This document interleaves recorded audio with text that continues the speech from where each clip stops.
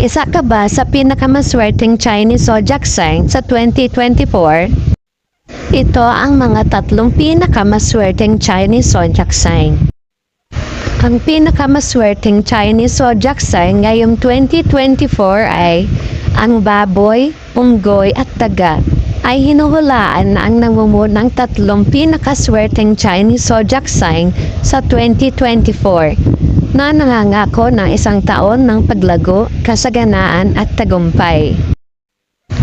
Ganon pa man, mahalagang tandaan na ang Chinese astrolohiya ay nilayon upang magsilbing gabay, hindi isang ganap na hula. Ang ating mga kilos, desisyon at ugali ay may mahalagang papel sa paghubog ng ating kapalaran.